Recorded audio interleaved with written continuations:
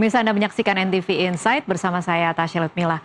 Menteri Komunikasi dan Digital Mutia Hafid meminta semua platform digital yang berbisnis di Indonesia untuk segera menyelaraskan produk, fitur, dan layanannya sesuai dengan peraturan yang berlaku. Mutia mengapresiasi sikap kooperatif penuh yang ditujukan oleh platform Digital X dan Bigo Live dalam memenuhi kewajiban peraturan PP Tunas.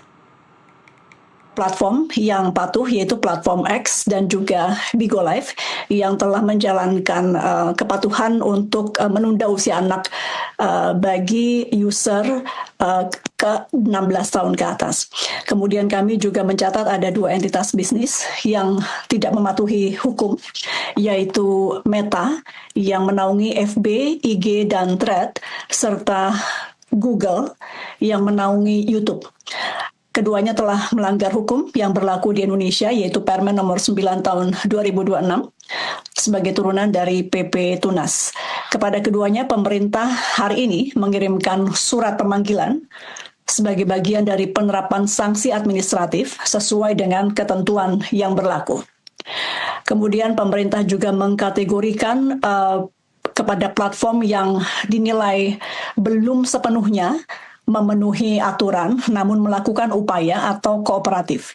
Ini adalah platform TikTok dan juga Roblox, dan kepada keduanya pemerintah hari ini mengeluarkan surat peringatan.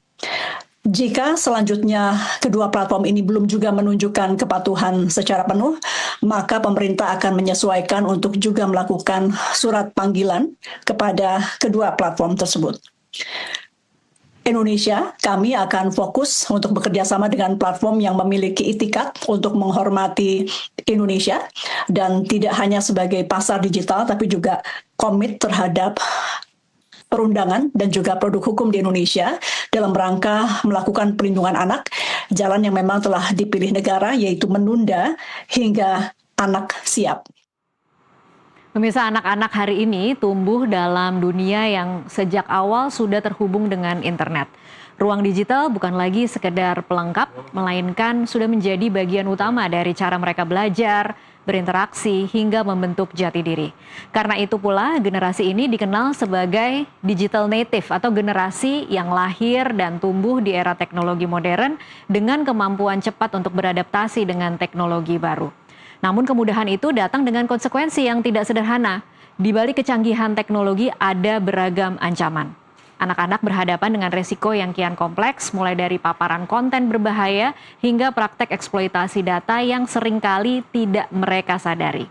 Pertanyaannya bukan lagi apakah perlu diatur atau tidak, tetapi bagaimana cara mengaturnya. Setiap negara merespon dengan pendekatan yang berbeda. Ada yang berani masuk hingga ke cara kerja platform, tapi ada pula yang juga masih berhenti pada pembatasan di permukaan. Nah, di Indonesia peraturan pemerintah nomor 17 tahun 2025 tentang tata kelola penyelenggaraan sistem elektronik dalam perlindungan anak resmi atau PP Tunas resmi berlaku pada Sabtu lalu, yaitu 28 Maret 2026.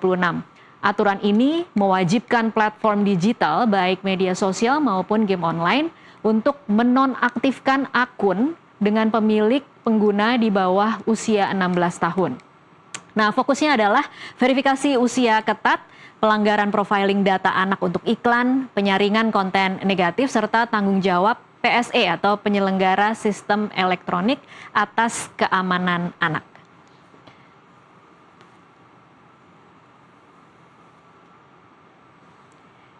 Nah, kita akan lihat ini adalah poin-poin penting dari isi PP Tunas. Yang pertama adalah prioritas perlindungan anak.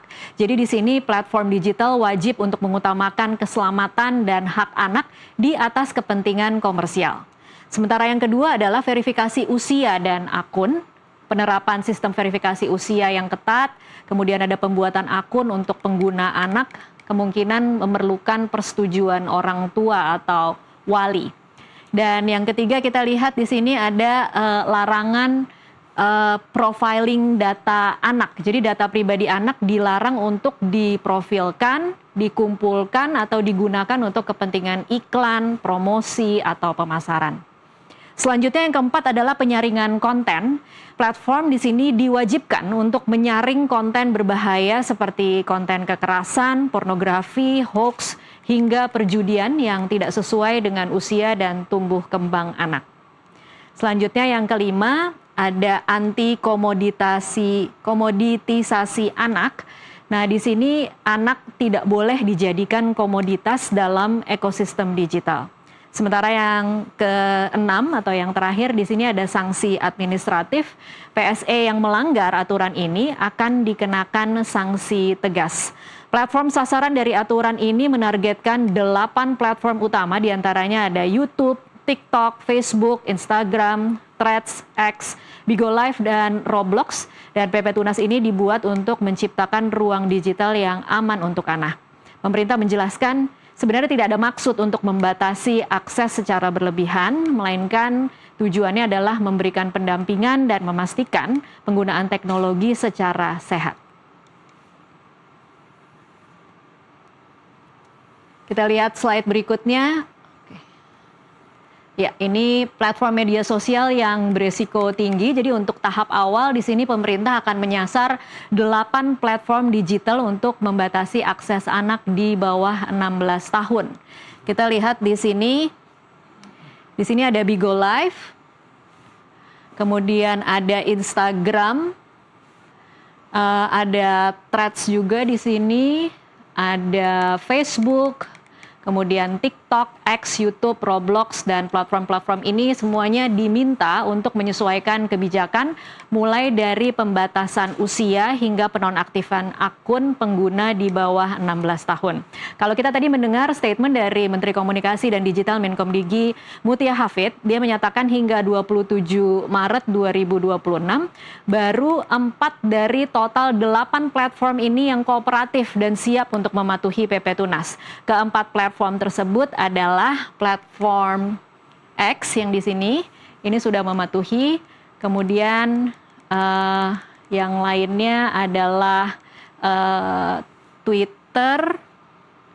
Di sini ya Twitter, ini X adalah Twitter. Kemudian Bigo Live di sini juga sudah mematuhi. Kemudian TikTok juga dikatakan sudah mematuhi, dan Roblox. Sini Roblox. Ya, sementara baru ada 2 aplikasi yang sudah menyatakan kooperatif dalam implementasi penuh PP Tunas, yaitu X dan lagi-lagi Bigo Live. Setiap platform ini menunjukkan pendekatan berbeda dalam menyesuaikan diri dengan aturan PP Tunas.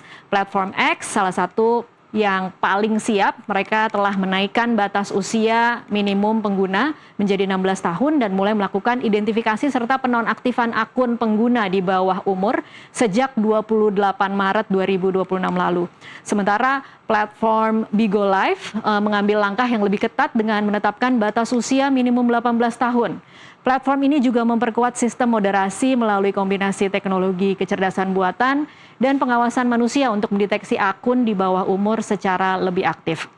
Roblox, kalau kita lihat di sini Roblox, ini banyak sekali digunakan oleh anak-anak dan mereka menyatakan tengah menyiapkan kebijakan agar pengguna di bawah usia 13 tahun hanya dapat bermain secara offline. Ini penting sekali ya. Meskipun belum sepenuhnya diterapkan, tapi langkah ini dinilai sebagai bentuk penyesuaian awal terhadap regulasi. Kalau kita lihat selanjutnya TikTok. Di sini TikTok menyatakan komitmennya untuk mematuhi aturan melalui proses penilaian mandiri dan konsultasi dengan pemerintah. TikTok juga menyatakan sudah memiliki lebih dari 50 pengaturan keamanan untuk akun remaja serta teknologi untuk mendeteksi dan menangguhkan akun yang melanggar batas usia. Sementara kita akan lihat yang belum kita bahas dari tadi adalah YouTube. Nah, di sini YouTube mendukung tujuan perlindungan anak, tetapi menilai pendekatan penonaktifan akun secara menyeluruh perlu dipertimbangkan kembali. Ini mereka memang menyatakan dan menawarkan penggunaan fitur pengawasan orang tua sebagai alternatif yang dinilai lebih fleksibel. YouTube juga menyatakan bahwa platform dia sangat berguna untuk pembelajaran anak-anak sejauh ini. Jadi memang kalau kemudian diminta untuk pembatasan yang sangat ketat, mereka justru kemudian menawarkan harus ada fleksibilitas yang lain untuk akun mereka. Selanjutnya kita akan bahas tentang Facebook, Instagram, dan Threads. Nah, ini mereka belum menyampaikan langkah penyesuaian secara rinci menjelang pemberlakuan aturan, sehingga masih dalam tahap pemantauan pemerintah.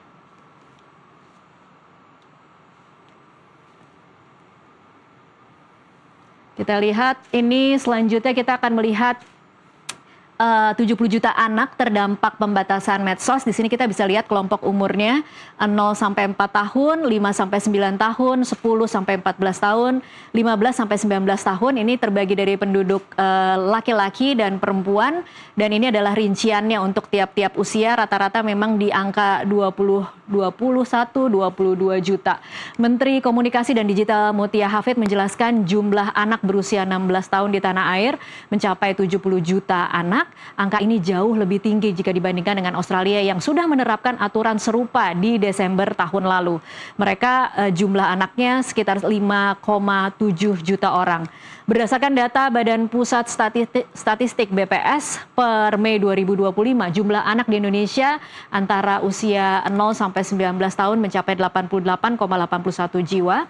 Sebelumnya pada tahun 2023, anak berusia 0 sampai 17 tahun mencakup sekitar 24,9% dari total populasi atau sekitar 70 juta anak. Kita akan lihat slide berikutnya. Sebentar. Ya, ini adalah negara-negara yang sudah memberlakukan dan akan memberlakukan aturan untuk menjamin keamanan di ruang digital. Makin banyak negara-negara di Eropa yang kemudian berencana atau sudah mulai menerapkan aturan pembatasan medsos seperti yang kita lakukan di Indonesia. Aturan ini kemudian menjadi semacam tren di berbagai negara setelah Australia secara tegas menegakkan aturan pelarangan akses media sosial untuk anak di bawah 16 tahun mulai Desember 2025.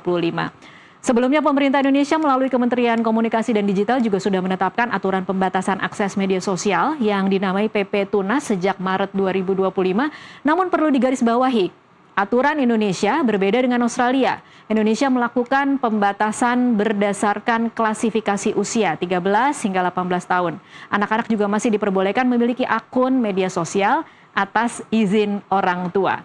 Sudah atau akan berlaku, kita lihat ini di sini memang Australia, Indonesia, Malaysia, Spanyol, Cina, tetapi lagi-lagi memang aturan di masing-masing negara ini sangat bervariatif tergantung dengan bagaimana pemerintah ingin mengatur platform-platform itu.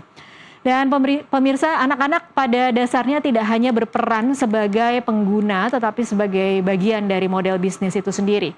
Data yang mereka hasilkan mulai dari preferensi, kebiasaan hingga pola interaksi menjadi bahan baku utama dalam ekonomi digital.